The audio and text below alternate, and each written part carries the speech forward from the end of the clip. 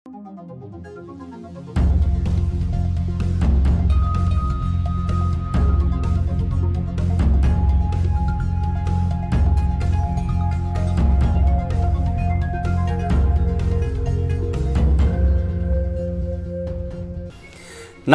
यो हो news 24 television prime time न्यूजमा स्वागत छ। प्रधानमन्त्री केपी शर्मा ओलीले नेपालमा कोरोना नियन्त्रण छ भनेर दिएको अन्तर्वार्ताको भोलिपल्ट सरकारहरूले अक्सिजनको अभावमा संक्रमितको उपचार गर्न नसक्ने भन्दै हात उठाएका छन्। अस्पतालहरूमा अक्सिजनको माग बढ्दा यता अक्सिजन उत्पादक सङ्घले भने माग बमोजिम दिन नसक्ने जनाएपछि संक्रमितहरूको ज्यान जोखिममा परेको छ। हरेक दिन संक्रमित थपिँदा अस्पतालहरूमा अभाव चर्कँदो छ। एकातिर कोरोनाले मुलुकको यो हालत बनाउँदा प्रधानमन्त्री ओली भने एकल निर्णयको आधारमा विभिन्न संवैधानिक अङ्गहरूमा नियुक्तिका लागि विभिन्न व्यक्तिहरूको नाम सिफारिस गरेका छन्। सिफारिस नाम र तिनले पाएको जिम्मेवारीको निकाय हेर्दा सबै आश्चर्यमा छन्।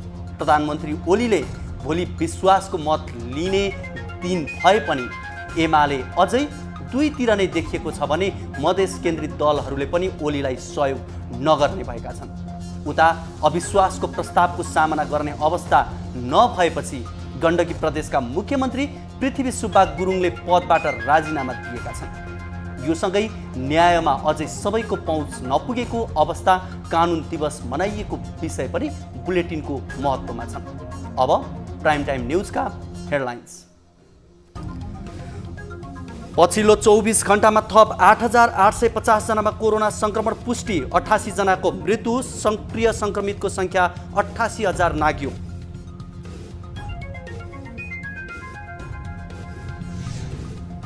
अक्सिजनको अभावमा बिरामीको भर्ना लिन नसकिने भन्दै काठमाडौँका अधिकांश अस्पतालहरूले उठाए हात। स्वास्थ्य मन्त्रालयले जारी गरेको सूचनाले निजी अस्पतालहरू झनै सङ्कटमा।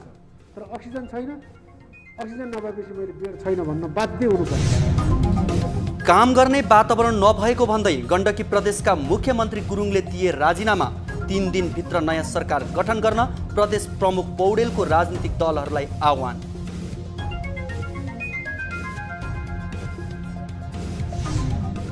एमालेमा असन्तुष्ट पक्षलाई मनाउने ओलीको प्रयास विफल। विश्वासको मत नदिने भएपछि प्रमुख सचेतक भट्टराईले जारी गरे व्हिप।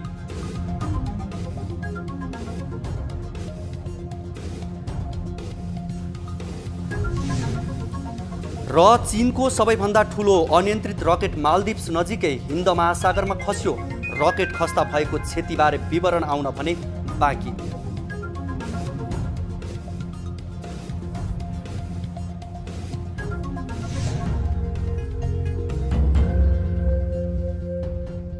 हामी निरन्तर न्यूजमा छौं। पछिल्लो 24 घण्टामा 8,850 जनामा कोरोना भाइरस संक्रमण पुष्टि भएको छ। स्वास्थ्य तथा जनसङ्ख्या मन्त्रालयले एन्टिजेन परीक्षणमा 73 जना गरी 8,850 पुष्टि भएको छ। पछिल्लो 24 घण्टामा कोरोना भाइरस संक्रमणका कारण 52 जनाको मृत्यु भएको सरकारी तथ्याङ्कमा समावेश भएको मन्त्रालयले जनाएको छ। तर विभिन्न मितिमा कोरोना संक्रमणका कारण मृत्यु भएको र सरकारी तथ्याङ्कमा समावेश नभएका 26 जना रहेका मन्त्रालयका प्रवक्ता डाक्टर जागेश्वर गौतमले बताउनुभयो। यो समेत गणना गर्दा आइतबार मृतक संख्या 88 रहेको छ। अहिले नेपालमा 88,160 जना सक्रिय संक्रमित रहेका छन्।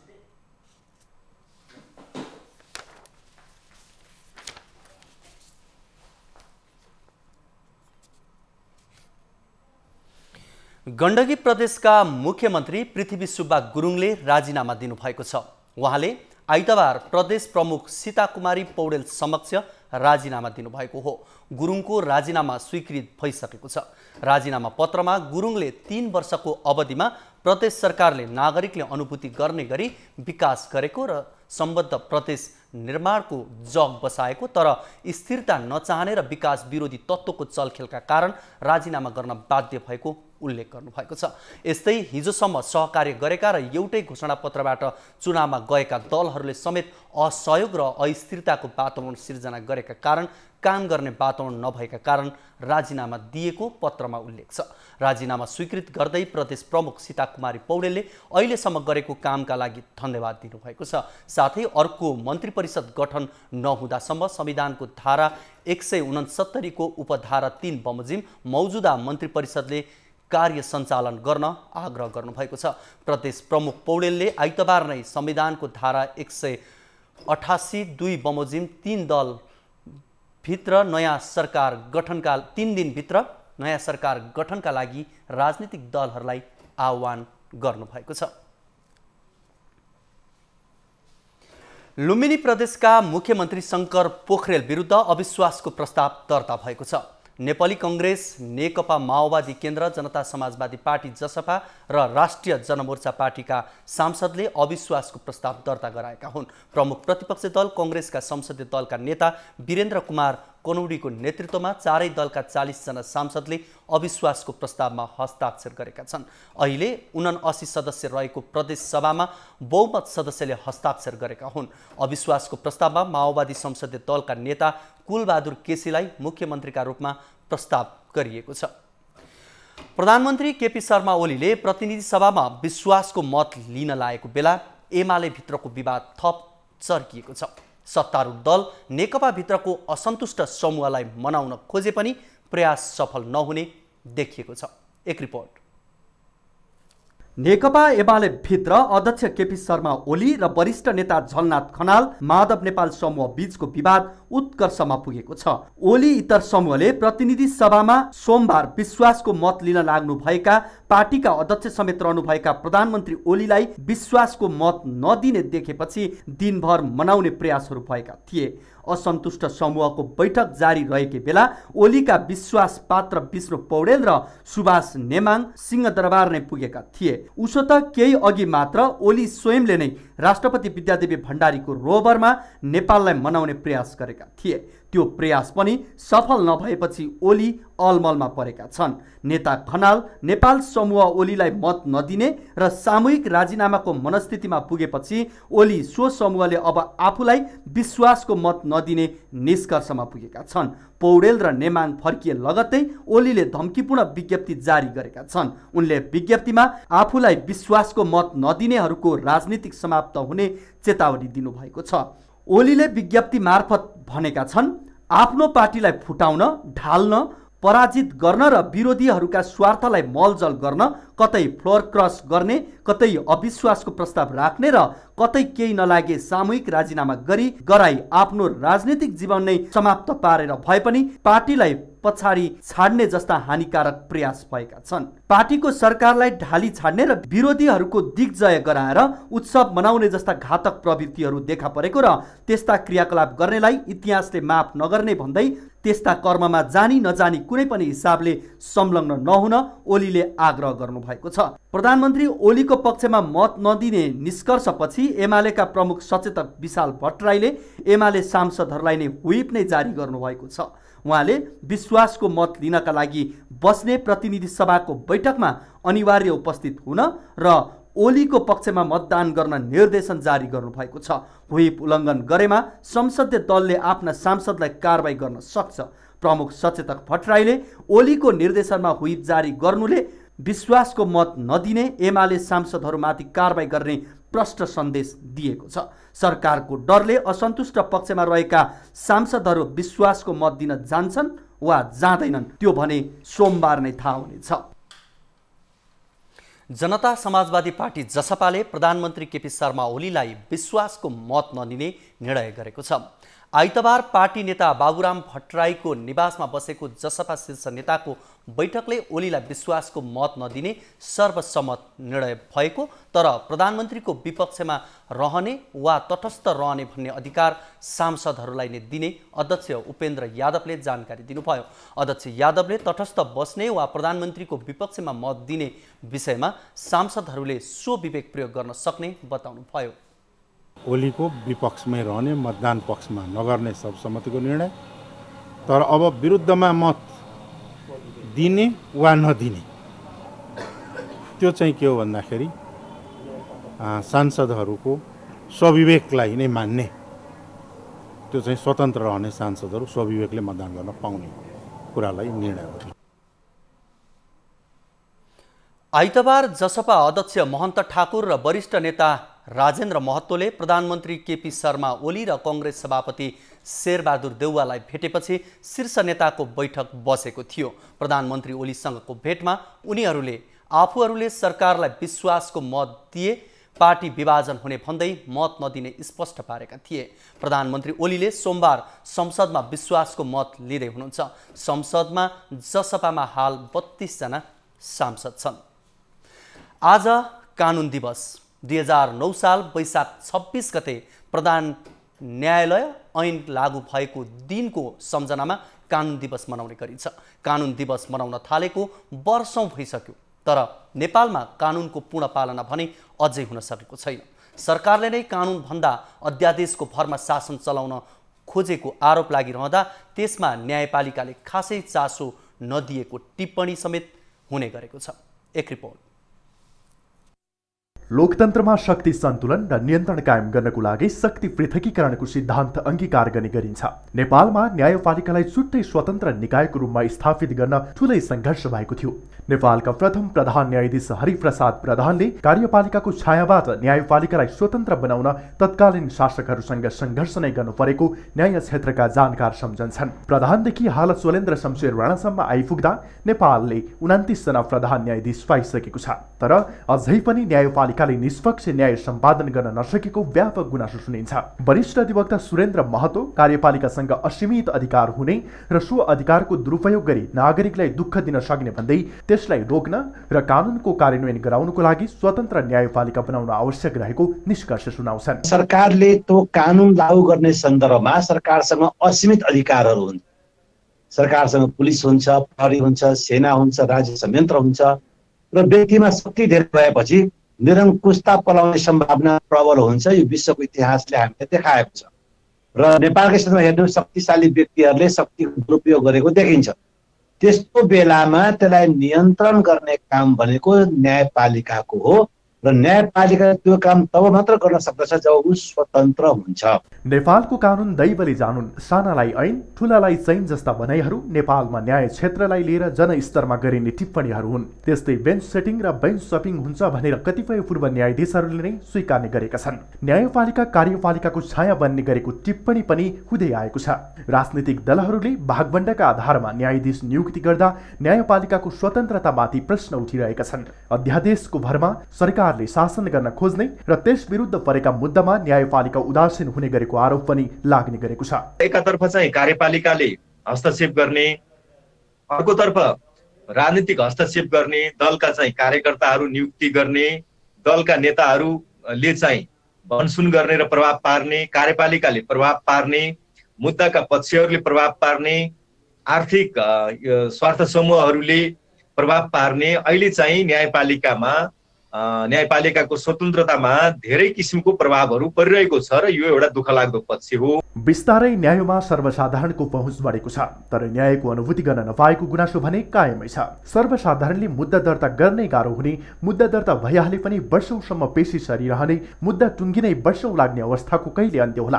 प्रश्न कायम छ। न्याय, समानता र विधिको शासनको प्रत्याभूति गर्न सक्ने स्वतन्त्र, निष्पक्ष र सक्षम न्यायपालिका बनाउन सके कानुन दिवस मनाउनुको सार्थकता रहनेछ।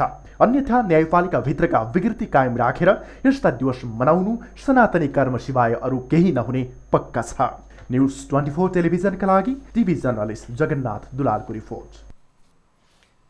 कोरोना पोजिटिभ देखिएका सांसदहरूले सोमबार प्रतिनिधि सभामा हुने विश्वासको मतको प्रक्रियामा सहभागी हुन पाउने भएका छन्। प्रधानमन्त्री केपी शर्मा ओलीले सोमबार प्रतिनिधि सभामा विश्वासको मत लिँदै हुनुहुन्छ।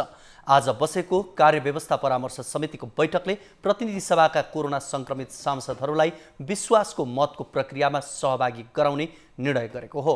उच्च स्वास्थ्य सतर्कताका साथ कोरोना संक्रमित सांसदहरूलाई मतदान गर्ने व्यवस्था मिलाउने निर्णय गरेको नेकपा एमालेको प्रमुख सचेतक विशाल भट्टराईले बताउनुभयो। संक्रमित भएको देखिन्छ। अहिलेसम्मको तथ्याङ्क हेर्दा 28 जना चाहिँ संक्रमित देखिन्छ सांसदहरू। यस्तो अवस्थामा संक्रमितहरूलाई भोलिको विश्वासको मतको निर्वाचनसम्म ल्याइ पुर्याउने र सुरक्षित तवरले मतदानमा सहभागी गराउने कुरा असाध्यै चुनौतीपूर्ण छ। हालसम्म प्रतिनिधि सभाका 26 सांसदमा कोरोना पोजिटिभ देखिएको छ भने केही सांसदको रिपोर्ट भोलि बैठक अघि आउने संसद सचिवालयले जनाएको छ। न्युजहरू अझै बाँकी छन्, अहिलेलाई ब्रेक।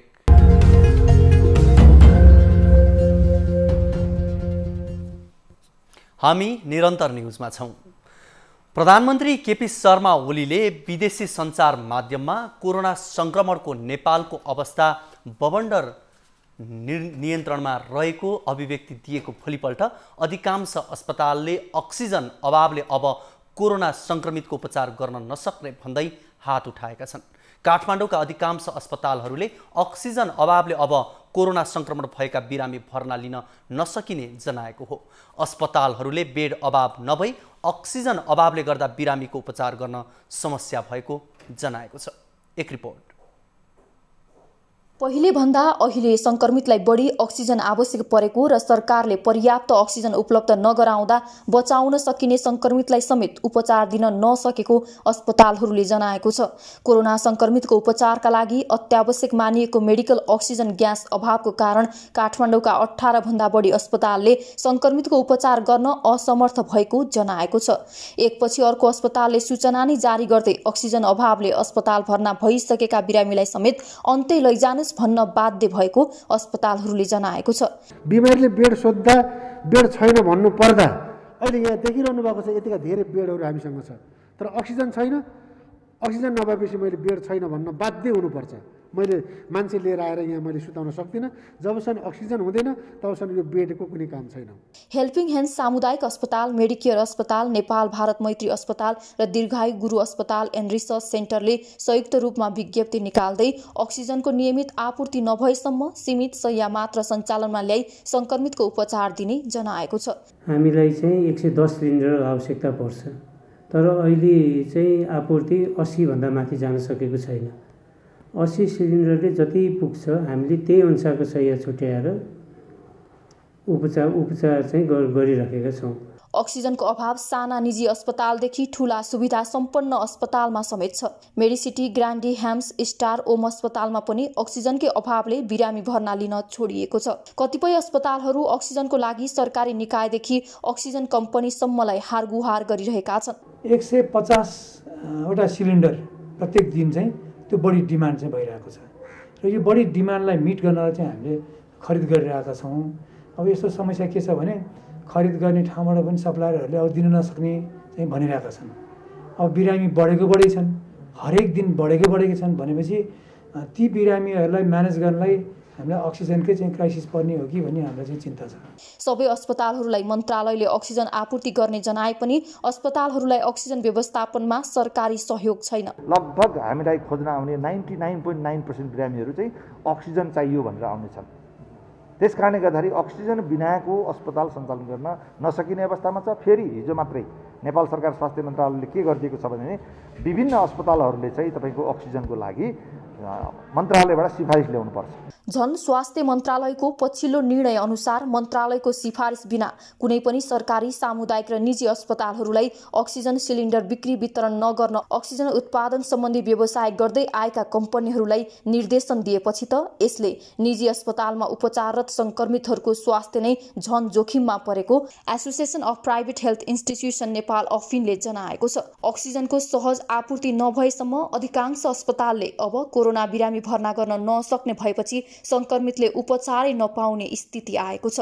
तर यस्तो अवस्थामा पनि सरकार भने सत्ताको लुच्छाचुडी र राजनैतिक स्वार्थमा मस्त छ। टिभी जर्नलिस्ट रिया भण्डारी र रोशन श्रेष्ठको रिपोर्ट। अस्पतालहरूमा कोरोना संक्रमितहरूको संख्या बढ्दै गर्दा अहिले दैनिक 35,000 भन्दा बढी सिलिन्डरहरूको माग छ। सामान्य अवस्थामा देशभरका अस्पतालहरूमा दैनिक 10,000 को हाराहारीमा मात्र सिलिन्डर खपत हुने गरेको थियो। एक रिपोर्ट। कोभिडको बिरामीहरूको संख्या अस्पतालहरूमा ह्वात्तै बढेपछि अस्पतालहरूले अक्सिजनको व्यवस्थापन गर्न असफल भएको हो। कोभिडको अहिलेको समयमा दैनिक 10 देखि 12,000 सिलिन्डर उत्पादन हुने गर्छ। तर कोभिडका बिरामीको चाप बढेपछि अक्सिजनको दैनिक करिब 40,000 सिलिन्डरको माग भएको छ, जुन माग उद्योगको क्षमताभन्दा बाहिर रहेको नेपाल अक्सिजन उत्पादक सङ्घले जनाएको छ। अक्सिजनको हाहाकार बढेपछि CCMC-ले अक्सिजन उद्यमीहरूलाई बोलाएर सोधेको थियो। अहिले अक्सिजनको माग सामान्य अवस्थामा भन्दा 3 देखि 5 गुणाले बढेपछि अक्सिजन उद्योगहरूले माग अनुसारको आपूर्ति गर्न सकेका छैनन्। अक्सिजन ग्यास मिलाइदिन मन्त्री तथा सांसद र माथिका मान्छेहरूले उद्योगमै फोन गर्न थालेको एक उद्यमीले बताए। अक्सिजन चाहियो भनेर माथिबाट फोन आएपछि अक्सिजन उद्यमीहरू दबावमा परेका छन्। अहिले अक्सिजनको मागको 80% काठमाडौँ उपत्यकामा अस्पतालहरूमा खपत हुने गरेका छन्। अक्सिजन उद्योगहरूले अहिलेको माग धान्न नसकेको अक्सिजन उत्पादक सङ्घले जनाएको छ। हरेक हस्पिटलहरूको डिमान्ड असाध्यै बढेको, बिरामीहरूको सङ्ख्या कुन अवस्था छ, हस्पिटलले अक्सिजन पुरा खपत गरेको हो या हस्पिटलले स्टक राखेको हो, त्यो चाहिँ हामीलाई जानकारी प्राप्त भइसकेको नभइसकेको अवस्थामा माग चाहिँ अत्याधिक रूपमा देखिन्छ। अहिले काठमाडौँ उपत्यका, बाँके, बर्दिया, धनगढी, विराटनगर, पर्सा लगायतका जिल्लाहरूमा अक्सिजनको अत्याधिक माग बढेको अक्सिजन उत्पादक सङ्घले जनाएको छ। उपत्यकामा मेरो जानकारी प्राप्त भएअनुसार अहिले हाम्रो 8वटा प्लान्टहरू छन्। ती 8वटा प्लान्टहरूको उत्पादनको रेसियो हेर्ने भने झन्डै 8,500 9,000 सिलिन्डर उत्पादन भएको देखिन्छ र त्यसको चाहिँ झन्डै 20,000 जतिको चाहिँ डिमान्ड भएको जस्तो मलाई जानकारी प्राप्त भएको छ। सरकारले अहिलेको वितरण र आपूर्तिलाई सहज गर्न सकेन भने अक्सिजन उद्योगहरू पनि असुरक्षित हुन सक्ने भन्दै उत्पादकहरू पनि त्रसित हुन थालेका छन्। सरकारले औद्योगिक क्षेत्रका उद्योग, कल कारखाना र निजी प्रयोजनमा मौजात रहेको सिलिन्डर फिर्ता गराउन सकेको छैन। सेना तथा प्रहरीले केही अक्सिजन मौजात रहेका केही शङ्कास्पद ठाउँहरूबाट उठाउने काम गरिरहेको छ। बजारमा अक्सिजनको अत्याधिक माग बढेपछि अक्सिजनको आपूर्तिमा सरकार र निजी क्षेत्र दुवै असफल हुँदा कोभिडका बिरामीले भने यति बेला निकै शास्ति भोगिरहेका छन्। न्युज 24 टेलिभिजनका लागि नवराज चालिसेको रिपोर्ट। अब अन्त्यमा एउटा रोचक प्रसङ्ग। कोरोना भाइरस महामारीका कारण अहिले विश्वभरका मानिसहरूमा स्वास्थ्य सतर्कताका उपाय अपनाउने बानीको विकास भएको छ र अहिले घरबाट बाहिर निस्कदा धेरै मानिसहरूले मास्क लगाएर मात्रै निस्कने गर्दछन्। तर के मानिसहरू बाहेक अन्य जीवजन्तुहरूको सुरक्षाका लागि पनि मास्क आवश्यक हुन सक्छ? हो, रुसका एक कलाकारले भने ससाना किराहरूको सुरक्षाका लागि भन्दै सूक्ष्म मास्क निर्माण गरिरहेका छन्। रुसी कलाकार एनाटोनी कोनेकोले बारुलो, फच्याङ्ग्रा, ड्र्यागन फ्लाई र गङ्गटोका लागि उपयुक्त हुने मास्क बनाइरहेका हुन्। उनले किराहरूलाई पनि बचाउनु आवश्यक रहेको सन्देश दिन यस्तो मास्क बनाइरहेको बताएका छन्। मानिसहरूले उनीहरूलाई पनि बिर्सन नहुने उनको धारणा छ। कलाकार कोनेको सूक्ष्म सामग्री निर्माणको क्षेत्रमा निकै चर्चित व्यक्ति हुन्। उनले यसअघि सबैभन्दा सानो किताब बनाएर गिनिस बुकमा आफ्नो नाम दर्ता गरिसकेका छन्। अब प्राइम टाइम न्युज सक्नु अघि हेडलाइन्स पुनः एकपटक। पछिल्लो 24 घण्टामा थप 8,850 जनामा कोरोना संक्रमण पुष्टि, 88 जनाको मृत्यु, सक्रिय संक्रमितको संख्या 88,000 नाग्यो।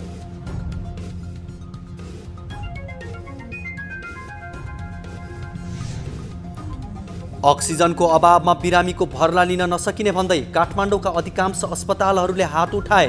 स्वास्थ्य मन्त्रालयले जारी गरेको सूचनाले निजी अस्पतालहरू झनै सङ्कटमा। तर अक्सिजन छैन, अक्सिजन नभएपछि मैले बेड छैन भन्न बाध्य हुनुपर्छ। काम गर्ने वातावरण नभएको भन्दै गण्डकी प्रदेशका मुख्यमन्त्री गुरुङले दिए राजीनामा। 3 दिनभित्र नयाँ सरकार गठन गर्न प्रदेश प्रमुख पौडेलको राजनीतिक दलहरूलाई आह्वान।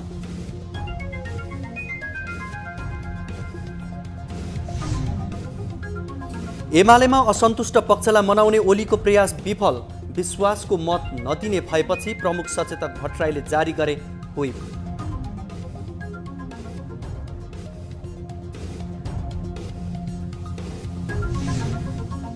र चीनको सबैभन्दा ठूलो अनियन्त्रित रकेट मालदिप्स नजिकै हिन्द महासागरमा खस्यो। रकेट खस्दा भएको क्षतिबारे विवरण आउन भने बाँकी।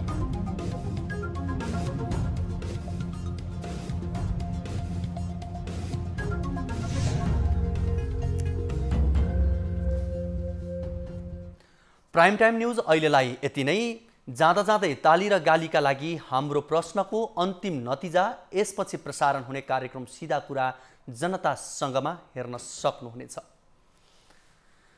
थप न्युजका लागि हाम्रो वेबसाइट www.news24nepal.com हेर्नुहोला। साथै हामीलाई फेसबुक, ट्विटर र युट्युबमा पनि फलो गर्न सक्नुहुनेछ। यस्तै मोबाइल, फाइबर र इमेलबाट 24 हेल्प डेस्कमा समस्या र गुनासो गर्न सक्नुहुनेछ। अहिलेलाई बिदा दिनुहोस्। हामी निरन्तर न्युजमा छौँ। नमस्ते।